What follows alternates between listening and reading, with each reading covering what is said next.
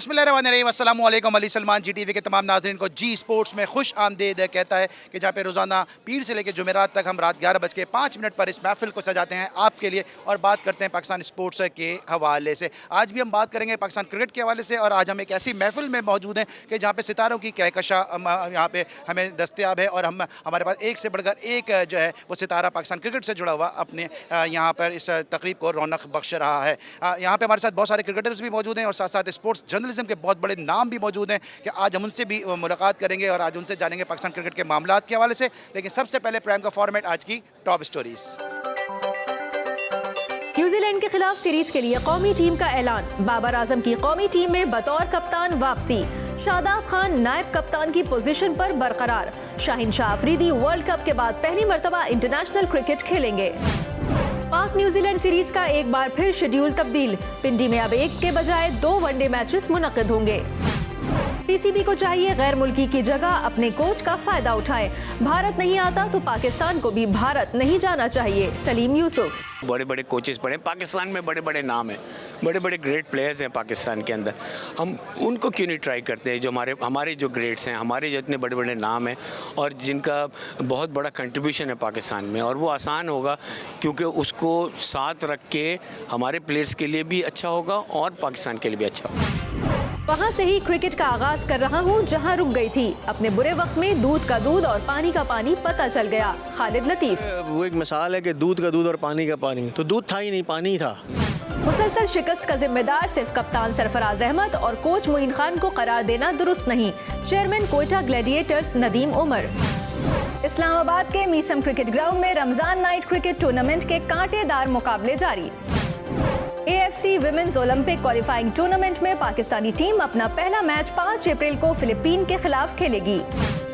ममनुआ अद्वियात इस्तेमाल करने पर बॉक्सर आमिर खान पर 2 साल की पाबंदी आयद। ला लीगा में करीम बेंजेमा की एक और हैट्रिक।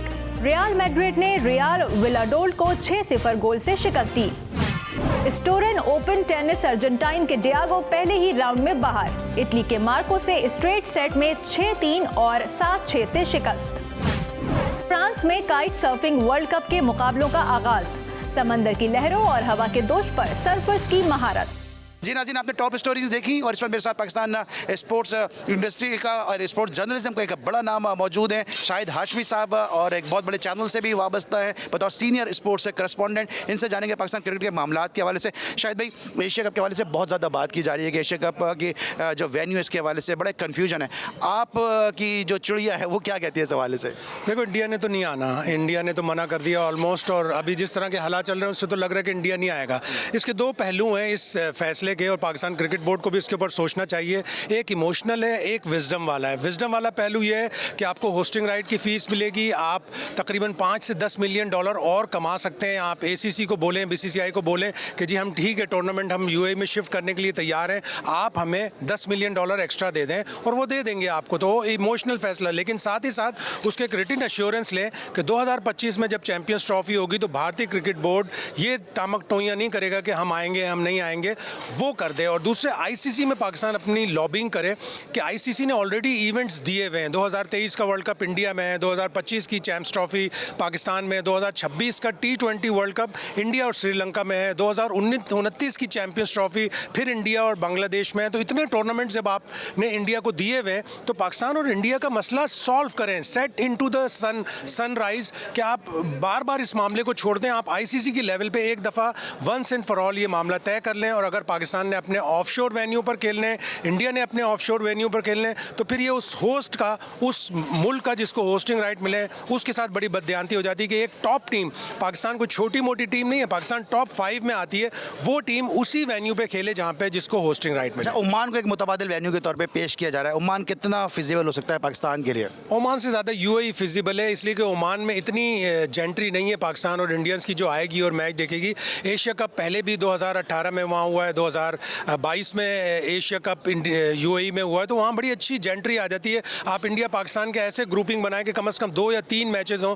जब आप 2 या 3 मैचेस रखेंगे यूएई में बड़ा क्राउड आएगा, और यूएई में आपके पास ज़बरदस्त फैसिलिटीज़ हैं। भारत भी यूएई से खुश है, पाकिस्तान भी यूएई से खुश है। ये बातें करना कि वहाँ गर्मी है वो एक वेन्यू नहीं हो सकता, ओमान में कम गर्मी होगी, तो गर्मी में तो क्रिकेटर क्रिकेट खेलते हैं, करोड़ों रुपए कमाते हैं। अगर उन्होंने ही गर्मी का बहाना करना है तो फिर दुनिया में कहीं भी क्रिकेट नहीं हो सकती। तो शायद भाई अब आखिरी सवाल है कि ये मिकी आर्थर को लाने की बात हो रही है, पाकिस्तान क्रिकेट बोर्ड क्यों इतना ज़्यादा एम्फेसाइज कर रहा है सिर्फ मिकी आर्थर पे? पूरी दुनिया में कोचेज़ मौजूद हैं।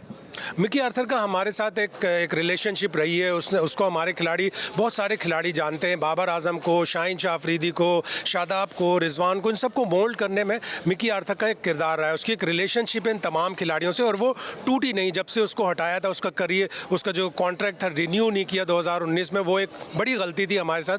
हमें एक ही कोच पे स्टिक करना पड़ेगा, और इंटरनेशनल क्रिकेट में अब बड़े कोचेस अवेलेबल नहीं है। वो साल की 3 लीग पकड़ते हैं, लाख सवा लाख डॉलर कमाते हैं। उनको क्या पड़ी कि 20,000 30,000 डॉलर में आकर अपना मत्थाखोरी करें और एक नेशनल टीम के साथ जुड़े पूरे साल के लिए। तो वो 3 महीने में 3 लीग करते हैं, ज़्यादा पैसे कमाते हैं। तो आपके पास जो अवेलेबल चॉइसेस हैं उसमें Mickey Arthur is. Thank you so much. Senior sports journalist Shahid Hashmi साहब हमारे साथ मौजूद थे, अपने ख्यालात का इजहार कर रहे थे।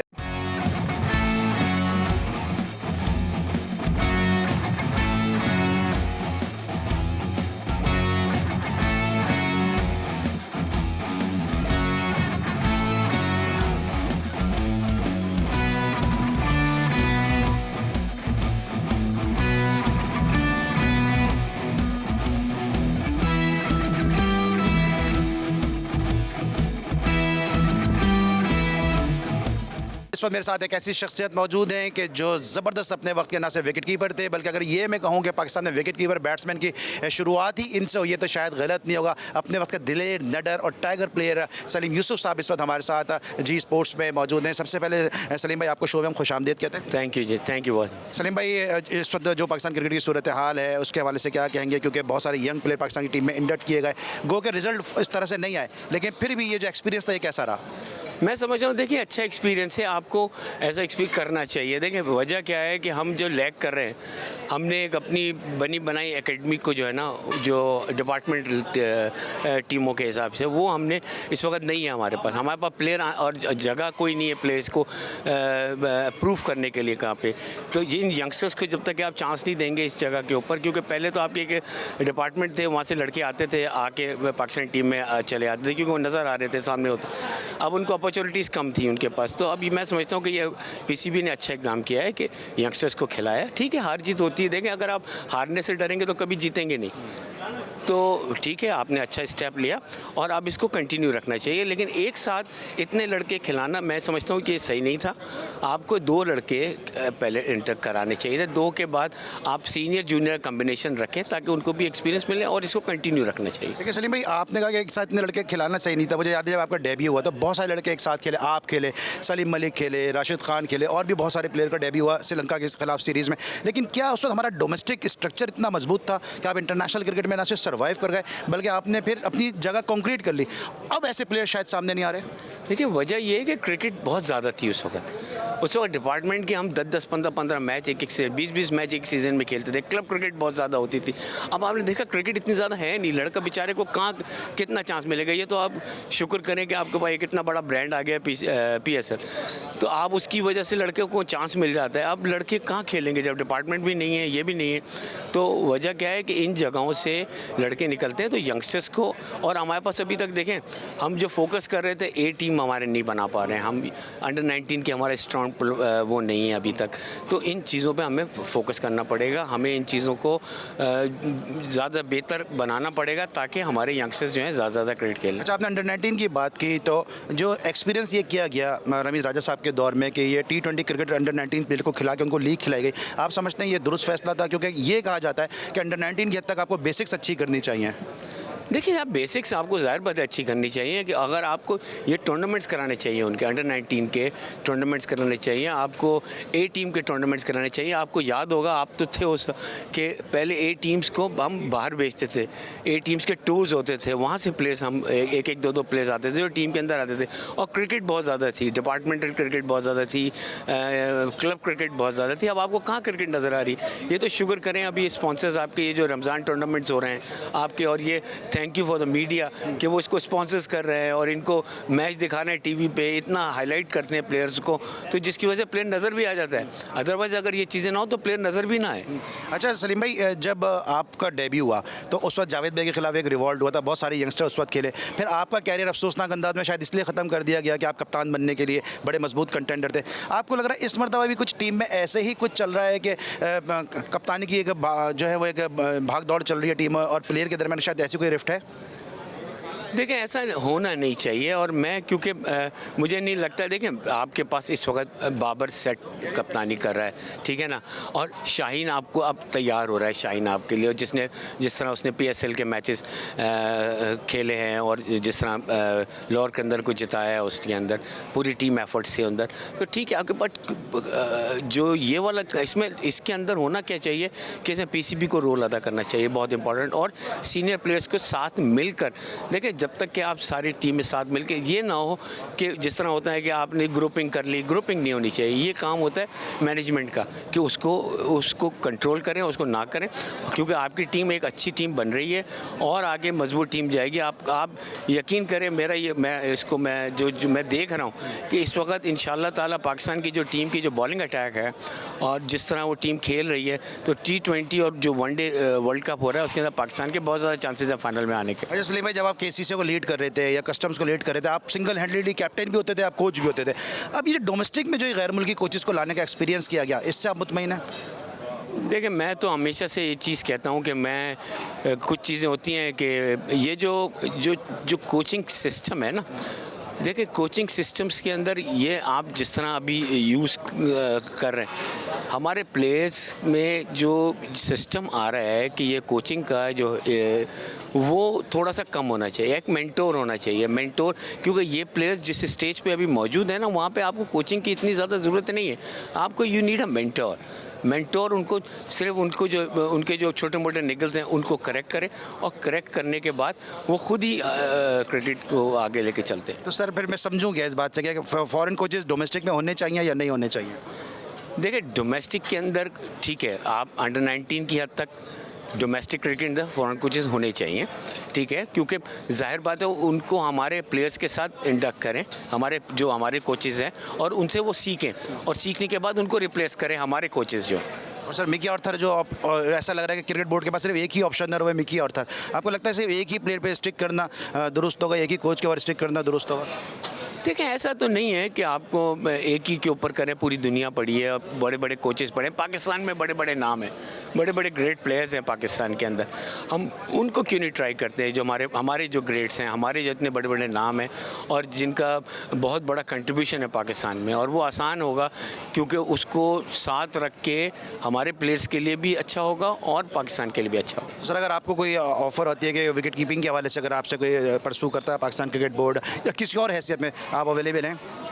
देखिए जाहिर बात है कि मैंने पाकिस्तान के लिए इतनी क्रिकेट खेली है और हर एक की ख्वाहिश होती है कि जो आपने किया है वो आप पास ऑन करें अपने प्लेयर्स को, तो वाई नॉट, इंशाल्लाह ज़रूर। Thank you so much tiger Salim Yusuf साहब हमारे साथ मौजूद थे, अपने वक्त के बड़े ज़बरदस्त प्लेयर, और एक ऐसे प्लेयर के जिनको देख के बहुत सारे लोगों ने विकेट कीपिंग के साथ साथ बैटिंग का भी आगाज़ किया। कौन भूल सकता है कि बगैर हेलमेट उस दौर में वेस्ट इंडीज़ के जब बिशप, मार्शल, एम्ब्रोज जैसे प्लेयर होते थे और सिल्वेस्टर क्लार्क जैसे बॉलर होते थे, पैट्रिक पैटरसन जैसे बॉलर होते थे, उनको बगैर हेलमेट के खेलना सलीम यूसुफ साहब का ही खासा था। इस वक्त हम लेंगे ब्रेक, और जब ब्रेक के बाद वापस आएंगे तो मजीद आपसे बात करेंगे। मिलते हैं एक छोटे से ब्रेक के बाद।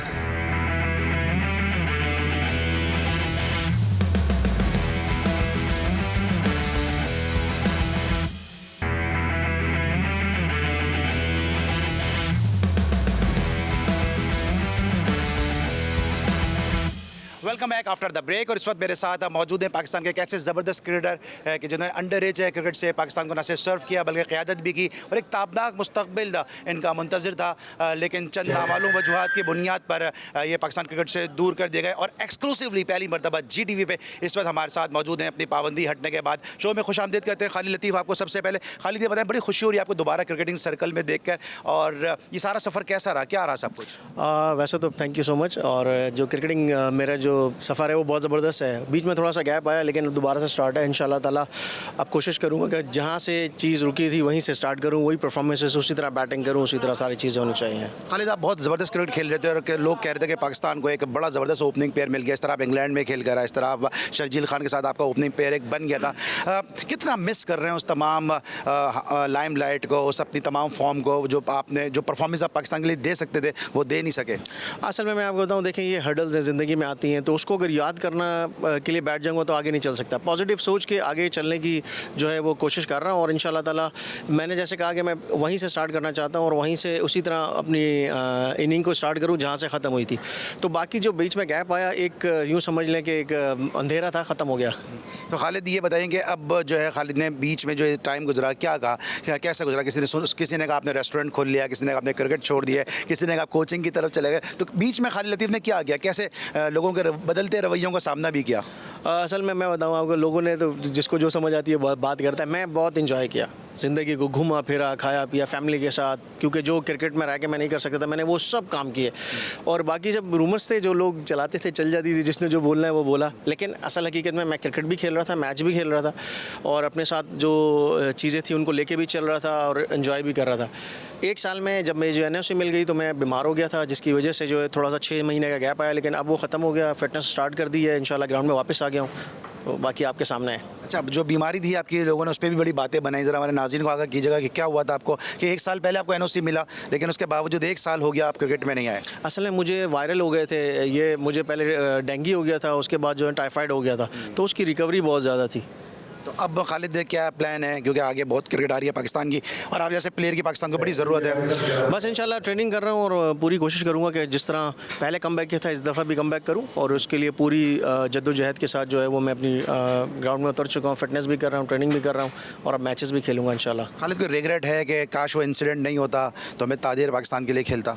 सर रिग्रेट वो होता है कि जब आप जिस चीज़ को समझे नहीं, तो मैं समझता हूँ एक ज़िंदगी का एक ऐसा दौर था जिसको मैं चाहता हूँ कि उसको डिस्कस भी ना किया जाए। तो लेकिन रिग्रेट मुझे कुछ नहीं, क्योंकि मैं अपना सारी चीज़ें करता रहा, चीज़ें चलती रही, सारी चीज़ें होती। बस ये था कि जो मैं चाहता था, जो पैशन था, उसको उससे थोड़ा दूर रहा। तो अब वापस आने का मौका मिला है तो ज़रूर पूरी भरपूर तरीके से कोशिश करूँगा कि उसमें वापस आऊँ। और कैसा लगता था खालिद लतीफ़, जिसके खुद बड़े ज़बरदस्त कवर ड्राइव हमने देखे हैं, अच्छा, और ग्राउंड से बाहर आपने जो विंड स्क्रीन तोड़ छक्के हमने देखे हैं खालिद लतीफ़ के, वो खालिद लतीफ़ जो TV पे मैच देखता था और दूसरे प्लेयर्स को खेलते देखता था, उस खालिद लतीफ़ के दिल पे क्या बीतती थी? सर मैं आपको बताऊँ, ये तो आपको पहले से पता है कि मैं मैच देखता ही नहीं था। जब मैं क्रिकेट खेलता था तब भी नहीं देखता था, खेल की हद तक खेलता था, दोस्तों में रहता था, मुलाकात सबसे रही, मिलता जुलता रहा, एंजॉय करता रहा, ग्राउंड में जाता रहा, घरों पर जाता रहा, जो मेरे क्रिकेटिंग दोस्त हैं उनके साथ मिलता रहा। तो सिर्फ इतना सा फ़र्क था कि मैं मैच में नहीं था, बाकी सब चीज़ें वैसे ही थी। लोगों के रवैये बदले, खालिद ने क्या महसूस किया? सर वो एक मिसाल है कि दूध का दूध और पानी का पानी, तो दूध था ही नहीं, पानी ही था, सब दूर हो गए, सब पानी था, सब पानी था। अच्छा खालिद बताएं कि अब पाकिस्तान एशिया कप खेलने के लिए जा रहा है, क्या तवक्कात हैं पाकिस्तान की टीम से? आप वापस सर्किट में आ गए हैं, कम बैक के लिए क्या कर रहे हैं? सर देखिए मैं प्रैक्टिस कर रहा हूँ, ट्रेनिंग कर रहा हूँ, इंशाल्लाह ताला अपनी फिटनेस हाई लेवल पर आके भी डोमेस्टिक क्रिकेट के लिए मैं एलिजिबल था लेकिन मैं अनफिट था, जो मैं जा नहीं सका, लेकिन अब इस दफ़ा इंशाल्लाह ट्रेनिंग करके वापस आऊँगा। और पाकिस्तान टीम बड़ी ज़बरदस्त टीम है, यंग टीम है, बहुत ज़बरदस्त खेल रहे हैं, उनको देख के बड़ा मज़ा आता है। उसमें अगर 1-2 सीनियर आ जाएँ तो ज़बरदस्त है। टारगेट क्या है खालिद का? पहले PSL टारगेट है, डोमेस्टिक टारगेट है, डिपार्टमेंटल क्रिकेट शुरू होती है, टारगेट क्या रखा है? क्योंकि आप छोटे छोटे गोल हमेशा रखते हैं। जी बिल्कुल, अभी देखें अभी जैसे स्टार्ट किया तो अभी सामने जो भी आएगी, फिलहाल तो डोमेस्टिक है, PSL गुजर चुकी है, तो डोमेस्टिक को टारगेट किया कि डोमेस्टिक में आऊँ, परफॉर्मेंस कराऊँ। ठीक है। और खालिद अब जो है वर्ल्ड कप इंडिया में हो रहा है और उम्मीद है कि जब तक माशाल्लाह आपकी परफॉर्मेंस ऐसी हो जाएगी कि आप पाकिस्तान की टीम में सेलेक्ट होने के काबिल हो जाएंगे, इंडिया की पिचेस को देखते हुए क्या समझते हैं आप पाकिस्तान के चांसेस और अपनी परफॉर्मेंस को किस तरह एनालाइज करेंगे? सर इंडियन जिस तरह पिचें बड़ी ज़बरदस्त बैटिंग विकेट्स होती हैं, टॉप स्कोरिंग रन होते हैं, और जहाँ तक बात मेरी है, मैं पहले भी वर्ल्ड कप खेलने गया था, मैंने परफॉर्मेंस प्रॉमिसेस भी की थी। तो इंशाल्लाह ताला पूरी कोशिश करूँगा कि भरपूर परफॉर्मेंस करूँ और उसके बाद सेलेक्टरों के हाथ में चली जाएगी बात। और खालिद, कोई मैसेज देना चाहें अगर आप अपने फैंस को, क्योंकि अभी भी आपकी बड़ी फ़ैन फॉलोइंग है, जो आपको चाहते हैं वो आज भी आपको बड़ा मिस करते हैं। बिल्कुल, बस ये है कि मैं जितने भी फैंस हैं उन सबसे दुआओं की दरखास्त है और इंशाल्लाह ताला मैं वापस आ गया हूँ। इंशाल्लाह मैं कोशिश करूँगा कि जिस तरह पहले बैटिंग करता था, आप एंजॉय करते थे, वैसे एंजॉय करें। लेकिन जाने से पहले एक वादा करता हूँ, ईद का शो आप हमारे साथ करेंगे। जी इंशाल्लाह, ठीक है। खालिद हमारे बड़े ही ज़बरदस्त जूनियर भी रहे हैं क्रिकेट में और साथ साथ बड़े ही ज़बरदस्त इंसान भी हैं, और हम सब ने इनको बहुत मिस किया पाकिस्तान क्रिकेट में, क्योंकि खालिद ने एक ऐसा फाउंडेशन बना ली थी, एक ऐसी अपनी कंक्रीट जगह बना ली थी कि अगर ये खेलते तो शायद बहुत सारे रिकॉर्ड जो हैं वो खालिद लतीफ़ की दस्तरस में आ जाते। इस वक्त लेंगे हम एक ब्रेक, और जब ब्रेक के बाद वापस आएंगे तो मज़ीद आपसे गुफ्तगू करेंगे। मिलते हैं एक छोटे से ब्रेक के बाद।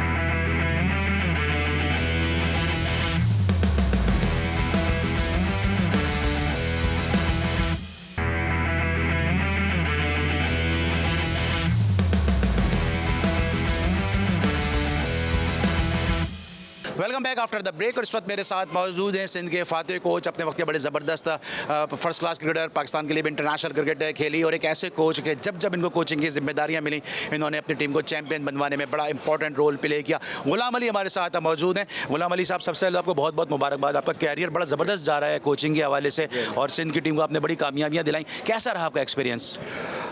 यकीनन जो कोचिंग का एक्सपीरियंस है, मैं समझता हूँ कि बहुत शानदार रहा अब तक, और बहुत इन्जॉय किया मैंने। और कोशिश ये होती है कि ना सिर्फ रिज़ल्ट मैसर आएँ बल्कि प्लेयर भी डेवलप हों, और ज़्यादा से ज़्यादा प्लेयर जो है वो पाकिस्तान के लिए खेल सकें। और जो आपने कोचिंग की उसमें आपने न सिर्फ रिजल्ट हासिल किए हैं, बल्कि साथ साथ आपने जो है वो साइम अय्यूब पाकिस्तान को मिल गया, फिर हमने इसके बाद देखा और भी यंगस्टर आए, साद खान ने बड़ा इंप्रूव किया, और भी बहुत सारे ऐसे प्लेयर थे जो आपकी कोचिंग में खेलें और उनकी बड़ा प्रोग्रेस नज़र आया उनकी परफॉर्मेंस में। यकीनन ये वो लड़के हैं जो गुज़िश्ता 3 साल से मेरे साथ खेल रहे थे, और मुझे बड़ी उम्मीद थी कि काफ़ी सारे प्लेयर जो है वो पाकिस्तान के लिए खेलेंगे, और कुछ अभी पाइपलाइन में एक तरह से जो कि और वेटिंग पे हैं।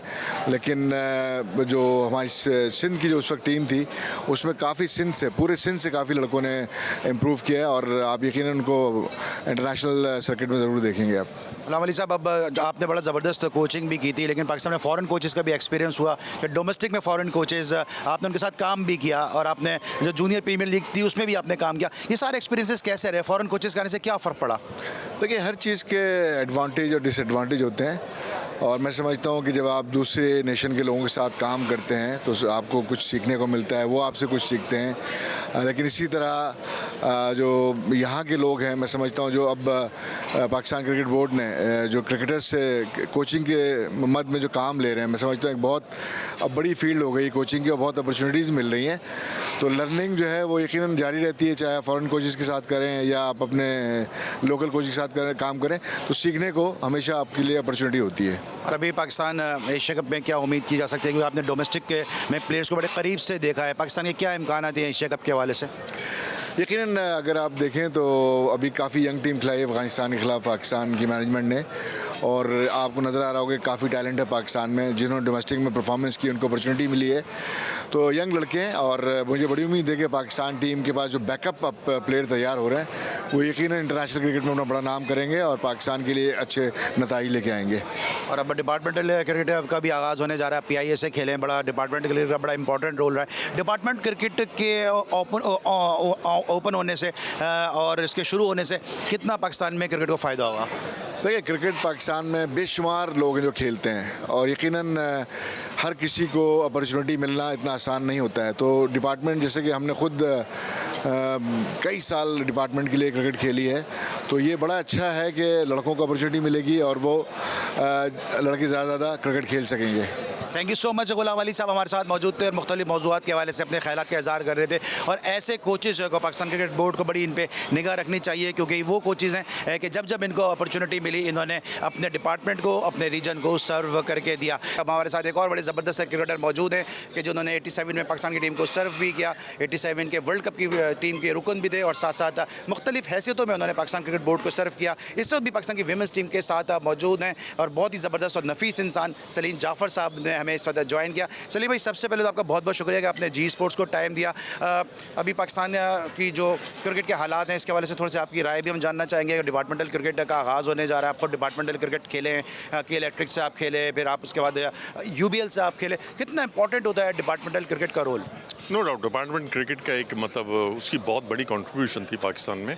जो हमारे जितने लेजेंड्स हैं जो हैं हमने भी और दूसरे क्रिकेटर्स नेचुरली डिपार्टमेंट से कि मैं यूवीएल से खेलता था तो नेचुरली डिपार्टमेंट का बहुत बड़ा रोल था। और अब ये दोबारा जो डिपार्टमेंट क्रिकेट इंक्लूड हुई है, अब ये देखने वाली बात है कि अब कौन से वही जो प्रीवियस डिपार्टमेंट्स हैं क्या वही आते हैं, क्योंकि उस वक्त जो डिपार्टमेंट्स इतने मैच्योर हो गए थे और इतने अच्छे प्रोड्यूस कर रहे थे प्लेयर, अब नए डिपार्टमेंट किस तरह आ रहे हैं और किनकी एफिलिएशंस हो रही हैं, तो ये देखना पड़ेगा। लेकिन डिपार्टमेंट क्रिकेट नो डाउट बहुत कंट्रीब्यूट है। सलीम भाई, आप अभी नया टैलेंट आया पाकिस्तान ने, बहुत सारे यंगस्टर्स को एक साथ खिलाया गया, अच्छा तजुर्बा किया पाकिस्तान ने, गो गेट रिजल्ट उस तरह से नहीं आए, लेकिन बतौर कोच आप इस एक्सपीरियंस को किस तरह देखते हैं, क्योंकि तमाम वो प्लेयर हैं कि जो परफॉर्मेंस करके आए। देखिए, थोड़ा पेशेंस रखना पड़ेगा अगर हमें नए बच्चों को चांस देना है और इस तरह की सीरीज़ में नेचुरली उनको ट्राई आउट करना पड़ेगा। थोड़ा पेशेंस होना चाहिए। नेचुरली जिस तरह साइम अयूब को देखा खेलते हुए, जिस तरह आज़म खेल रहे हैं, मतलब ये बच्चे ऐसे हैं कि फ्यूचर प्रोडक्ट हैं और फ्यूचर प्रोस्पेक्ट हैं, तो इन पे थोड़ी इन्वेस्टमेंट तो करनी पड़ेगी और थोड़ा मतलब दिल पकड़ के इन्वेस्टमेंट करनी पड़ेगी। नेचुरली डाउन द रोड जाके ये प्लेयर हमारे पाकिस्तान के लिए बड़ा काम आ सकते हैं। एशिया कप में पाकिस्तान के क्या चांसेस देख रहे हैं, क्योंकि आप डोमेस्टिक क्रिकेट से इन्वॉल्व हैं? Asian team Pakistan cricket no doubt white ball cricket की बहुत अच्छी टीम है पाकिस्तान की टीम, इसमें कोई शक नहीं है। और उम्मीद यह है कि पाकिस्तान टीम बेहतर हो, क्योंकि अब तो हमारे जो सीनियर प्लेयर्स हैं वो भी इंक्लूड होंगे इस सीरीज़ में, तो उम्मीद यह है कि पाकिस्तान टीम बहुत अच्छा करे। सलीम भाई, आपके लिए भी बड़ी ऑनर की बात होगी, क्योंकि आप पाकिस्तान वीमेंस टीम के साथ वाबस्ता हैं। बिस्मा मारूफ को पाकिस्तान के गवर्नमेंट ऑफ पाकिस्तान ने मेडल दिया, सितारा इम्तियाज़ दिया। इस हवाले से आप बतौर कोच आप खुद कितने खुश हैं? नहीं, बहुत प्राउड की बात है कि अब वुमेंस क्रिकेट भी ये चीज़ डिज़र्व करती है, नेचुरली इस तरह के ऑनर्स डिज़र्व करती है। वुमेंस क्रिकेट नो डाउट अभी ग्रो कर रही है, पीसीबी बड़ा इसमें इन्वॉल्व है वुमेंस क्रिकेट में, तो उम्मीद है कि इंशाल्लाह down the road women's cricket का नाम रोशन करेगी ज़रूर। इसलिए भाई लास्ट मेरा क्वेश्चन है, पाकिस्तान वीमेंस के साथ मसाइल क्या हैं, क्योंकि कोचेज़ भी तब्दील करके देख लिए, कोचेज़ की शफलिंग भी करके देख ली, लेकिन उस तरह से रिजल्ट नहीं आ रहे। जब कोई अच्छी टीम सामने आती है तो हमारे वो नतीजे सामने नहीं आ पाते। देखिए, आप ये चीज़ एक्सपेक्ट ना करें कि मतलब ऑस्ट्रेलिया, इंग्लैंड और इंडिया की जिस तरह की और न्यूजीलैंड जो हैं, हमारी पाकिस्तान क्रिकेट में वुमेंस की थोड़ी वो है, टीमें नहीं हैं, इतनी ग्राउंड्स इनके पास नहीं हैं अभी। हमें क्वांटिटी बढ़ानी पड़ेगी वुमेंस की, हर प्रोविंस में, हर रीजन्स में हमारे को स्प्रेड करना पड़ेगा वुमेंस क्रिकेट। जब स्प्रेड होगी तो फिर आपके पास टैलेंट आएगा। बहुत लिमिटेड हमारे पास नंबर ऑफ प्लेयर्स हैं जिससे हम टीम बनाते हैं। Thank you so much Salim Jaffer साहब, हमारे साथ मौजूद थे। पाकिस्तान के ज़बरदस्त लेफ्ट आर्म फास्ट बॉलर, 87 की वर्ल्ड कप की टीम के भी रुकन थे। बड़ी सर्विसेज है सलीम जाफर साहब की पाकिस्तान के लिए, कोचिंग के हवाले से भी एक बड़ा नाम है। तो आज तक के लिए बस इतना ही, इंशाल्लाह अगले शो में आपसे मुलाकात होगी। इस वक्त तक के लिए अली सलमान को पूरी प्रोडक्शन टीम के साथ इस आउटडोर एपिसोड से इजाज़त दीजिए। अपना बहुत ख्याल रखिए। अल्लाह हाफ़िज़।